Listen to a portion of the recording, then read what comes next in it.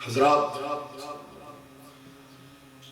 سرکار غوث اعظم رضی اللہ تعالی عنہ کی عظمت شان پر بیان کرنا چند منٹوں میں ایسے ہی ہے جیسے سورج کے سامنے چراغ دکھانا یا سمندر کو کوزے میں بھرنے کی نامکمل کوشش کرنا، اس لیے کہ آپ کی زندگی کتابچہ نہیں ہے ہم چند منٹوں میں بیان کر دیں۔ آپ کی زندگی کا ایک ایک لمحہ یقین جانو ایک بحر ناپیدا قرار ہے، ایسا سمندر ہے جس میں ساحل نظر نہیں آتا۔ محترم بھلا کیوں نہ ہو، میں اکثر بولتا ہوں میرے غوث کی وہ شان ہے، میرے غوث کی وہ عظمت ہے، میرے غوث کا وہ جاہ و جلال ہے، میرے غوث کا وہ وصف و کمال ہے، میرے غوث کا وہ نال و منال ہے، میرے غوث کی وہ سطوت و عظمت ہے کہ میرے غوث جس دن پیدا ہوئے ہیں آپ کو معلوم ہے اس دن جیلان کے اندر آپ کے مقدس قصبے کے اندر 1100 لڑکوں کی پیدائش ہوئی اور اس دن ایک بھی لڑکی نہیں پیدا ہوئی۔ کبھی آپ نے غور فرمایا لڑکی کیوں نہیں پیدا ہوئی؟ لڑکے ہی پیدا ہوئے، اور 100 200 نہیں، 300 400 نہیں، 1100 لڑکوں کی پیدائش ہوئی۔ اور آپ کو معلوم ہے مستند تاریخ بتاتی ہے، صاحب بحیرۃ الاسرار شریف جو مستند مصنف سوانح غوث اعظم ہے، آپ فرماتے ہیں وہ 1100 لڑکے آگے چل کر اولیاء بنے، اقطاب بنے، اغواث بنے، ابدال بنے، اخیار بنے، ابرار بنے۔ ایک جملہ بول دوں، اس جملے کی حفاظت کیجئے گا۔ گویا میرا غوث دنیائے فانی میں خاندان گیتی میں تشریف لاتا ہے تو میرا غوث تنہا نہیں آ رہا ہے، اولیاء اللہ کا قافلہ لے کے آ رہا ہے، اغواث کی جماعت لے کے آ رہا ہے، اقطاب و ابدال کا گروہ لے کے آ رہا ہے۔ نعرہ تکبیر، نعرہ رسالت، نعرہ حیدری، نعرہ غوث اعظم۔ اور میں اکثر یہ بھی بولتا ہوں، ارے میاں سنو کرامت کی بات کرتے ہو، ارے غوث اعظم یہ جملہ یاد رکھیے گا، جیسے رب کائنات نے اپنے حبیب صلی اللہ علیہ وسلم کو سراپا معجزہ بنا کر بھیجا تھا، ایسے ہی میرے رب کائنات نے میرے غوث اعظم کو سراپا کرامت بنا کر بھیجا۔ میرے غوث اعظم کی صبح بھی کرامت ہے، شام بھی کرامت ہے، دن بھی کرامت ہے، رات بھی کرامت ہے، آپ کا چلنا بھی کرامت ہے، سونا کرامت، جاگنا کرامت، آپ کا عزم کرامت، آپ کی بزم کرامت، آپ کی دلبت کرامت، آپ کی خلوت کرامت، حتیٰ کہ آپ کی پیدائش بھی کرامت۔ وہ کیسے؟ یہ تاریخ آپ کے سامنے ہونی چاہیے کہ جب میرے غوث اعظم کی والدہ محترمہ حضرت ام الخیر امۃ الجبار سیدہ فاطمہ رضی اللہ تعالیٰ عنہ 60 سال کی تھی تو میرے غوث اعظم دنیا میں تشریف لائے۔ محترم میڈیکل سائنس بھی کہتی ہے، تجربات بھی کہتے ہیں، مشاہدات بھی کہتے ہیں، جب عورت 60 سال کی ہو جاتی ہے اس کا پیریڈ بند ہو جاتا ہے، وہ بچہ پیدا کرنے پر قادر نہیں ہوتی۔ مگر غوث اعظم کی کرامت تو دیکھیں، آپ کی والدہ محترمہ 60 سال کی ہیں اور آپ دنیا میں تشریف لا رہے ہیں۔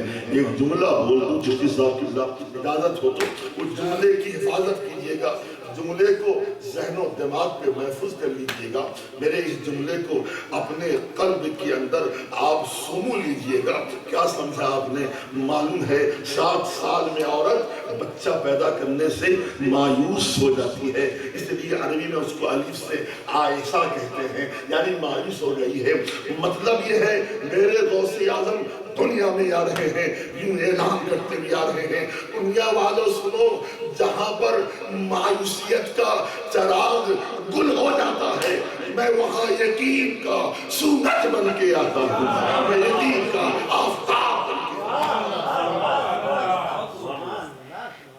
اب میں مختصر طور پر علامہ صاحب سے آگے آنے تک ایک اہم ٹاپک پر آپ کی توجہ مبذول کراؤں گا. کرامتیں سنتے ہی رہتے ہیں آپ. کرامت کا تو یہ عالم ہے. جب میرے غوث اعظم 4 مہینہ 4 دن کے ہوئے تو آپ کی والدہ محترمہ سیدہ فاطمہ نے جناب علی مکتب بھیجا علی باتاسا شروع کرنے بسم اللہ خانی کے لیے. بڑا مشہور واقعہ ہے. غوث اعظم پہنچے, استاد نے علی پڑھایا, آپ نے علی پڑھ لیا, با پڑھا, تا پڑھا, سا پڑھا. جب یہاں تک پہنچے تو غوث اعظم استاد تو خاموش ہو گئے. غوث اعظم خاموش نہ ہوئے بلکہ آپ نے 17 پارہ سنا دیا. 17 پارہ. استاد حیران ہے, معاملہ کیا ہے؟ یہ پڑھنے آیا ہے کہ پڑھانے آیا ہے؟ میں نے علی با پڑھایا ہے, 4 ماہ کا بچہ ہے, 17 پارہ پڑھ لیا. جو آپ کی والدہ تک بات پہنچائی گئی, اس کی وجہ کیا ہے, اس کا سبب کیا ہے؟ تو آپ کی والدہ سیدہ فاطمہ ام الخیر امۃ الجبار فرماتی ہیں کہ سنو, معاملہ یہ ہے, جب میرا عبدالقادر میرے پیٹ میں تھا, میرے شکم میں تھا, میں روزانہ بلا ناگا 17 پارہ پڑھتی تھی اور میرا عبدالقادر میرے پیٹ کے اندر رہ کر 17 پارہ سنا کرتا تھا. اب دنیا میں آیا ہے, میرا عبدالقادر 17 پارہ کا حافظ بن گیا. یہ غوث اعظم کی عظمت شان ہے. اب رہی بات کہ لوگ اکثر سوال کرتے ہیں کاہے کو 11ویں مناتے ہیں. ہم دیگر اولیاء اللہ کا عرس سال میں ایک بار مناتے ہیں اور غوث اعظم 11ویں ہر ماہ مناتے ہیں. مسجد خضرہ میں بھی ہر ماہ 11ویں منائی جاتی ہے. آخر ایسا کیا؟ میں آپ کو بتاؤں, سب سے پہلی بات تو یہ ہے, غوث اعظم رضی اللہ تعالیٰ عنہ کا جو احسان ہے, آپ کا جو ایثار ہے, آپ کی جو قربانی ہے محترم, وہ قربانی آپ کا ایثار قطعی طور پر قابل فراموش نہیں, ناقابل فراموش ہے. کوئی مسلمان آپ کے ایثار کو بھول نہیں سکتا ہے. اگر آپ کا ایثار جاننا چاہتے ہو تو آپ کے دور کا جائزہ لینا ہوگا. میں مختصر طور پہ آپ کو تاریخی حوالے سے بتا دوں. غوث اعظم کے زمانے میں دنیا اسلام کا یہ حال تھا. اللہ صمد وہ اندلس, جس کو اسپین آج کہا جاتا ہے, جہاں 800 سال مسلمانوں کی حکومت رہی ہے, اندلس کا حال یہ تھا. اندلس کا امیر عبد الرحمن کی سلطنت روبہ زوال ہو چکی تھی. اور جہاں تک معاملہ مصر کا تھا, مصر کے اندر جناب علی حکومت باطنیہ عبیدیہ کا یہ حال یہ تھا. اس حکومت کے چلانے والے, سلطنت کے جو چلانے والے تھے, صاحب اقتدار تھے, یہ الحاد پھیلا رہے تھے, بے دینیت پھیلا رہے تھے, بد مذہبیت کو ہوا دے رہے تھے. علامہ جلال الدین سیوطی علیہ رحمہ نے معلوم ہے اس سلطنت عبیدیہ کو, سلطنت باطنیہ عبیدیہ کو دولت خبیثہ سے تعبیر کیا ہے. یعنی خبیث حکومت, خبیث سلطنت. محترم صرف یہی نہیں بلکہ تاریخ کے اور شاہد ہیں. غوث اعظم کے زمانے میں اللہ صمد بیت المقدس پر, وہ بیت المقدس جس کو سرکار فاروق اعظم نے بازیاب کیا تھا, آپ نے فتح کیا تھا, اور وہی بیت المقدس کے اندر عیسائی قابض ہو چکے تھے اور سارے عیسائی یہودی مل کر کوششیں کر رہے تھے, بلکہ تخریب کاری کر رہے تھے, سازشیں کر رہے تھے اور اپنی اسکیم بنا رہے تھے, پلاننگ کر رہے تھے, منصوبہ بندی کر رہے تھے. حجاز پہ حملہ کر دیا جائے, عراق پہ حملہ کر دیا جائے, اسلام کا نام و نشان مٹا دیا جائے. صرف یہی نہیں, یہ تو بیت المقدس کی بات تھی. آپ کو معلوم ہے اب ہندوستان و افغانستان کا یہ حال تھا. جناب محمود غزنوی کے دانشین جو آئے تھے وہ روبہ زوال ہو چکے تھے. یہ تو سیاسی معاملات تھے, حکومتوں کا معاملہ تھا, ملک کے داخلی معاملات تھے.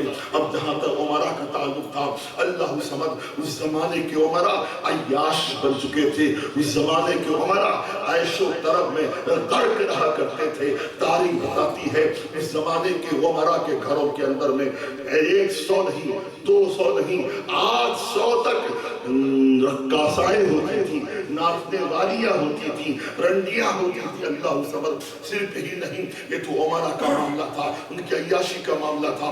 جہاں تک علماء کا معاملہ تھا، علماء بھی شریعت کی پاسداری نہیں کرتے تھے، ریشم کے کپڑے پہنا کرتے تھے، انہیں شریعت کی پاسداری نہیں تھی۔ کیا سمجھا آپ نے؟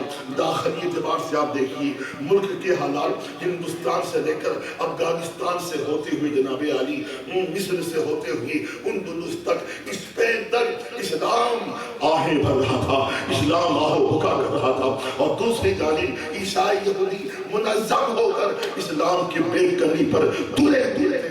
محترم دوست معلوم ہے ایسے جہاں کا موقع پر جملہ سنیے گا، دل کے دروازے کھول کے سنیے گا، ایسے جہاں کا موقع کو میں یوں تعبیر کرتا ہوں، بے نہیں وہی عالم تھا جو عالم میرے آقا صلی اللہ علیہ وسلم کی بیست کے زمانے میں تھا۔ محترم غوث اعظم کے زمانے میں ڈاکہ زنی عام تھی، چوری عام تھی، جناب علی کسی کی لائف سیف نہیں تھی، برائیاں بام عروج پہ پہنچی ہوئی تھی، خرافات کے اڈے بڑھتے جا رہے تھے۔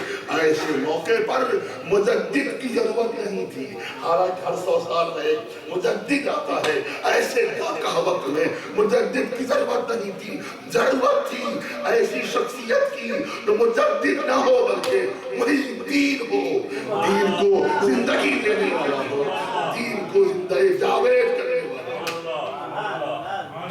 اور آپ نے لفظ محی الدین تو بار بار سنا ہے، تشریح بھی کر دی ہے۔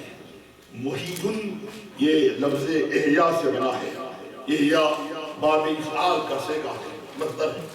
محی الدین، محیون یہ باب افعال احیاء کا اسم فاعل ہے۔ محیون کا معنی کیا ہے؟ زندگی دینے والا، زندہ کرنے والا، دین کو زندہ کرنے والا۔ پہلے ہمیں دین سمجھنا ہوگا، سب بات سمجھ میں آئی محی الدین کا مطلب کیا ہے۔ محی الدین کا معنی سمجھ لیا نا، زندہ کرنے والا۔ دین کسے کہتے ہیں؟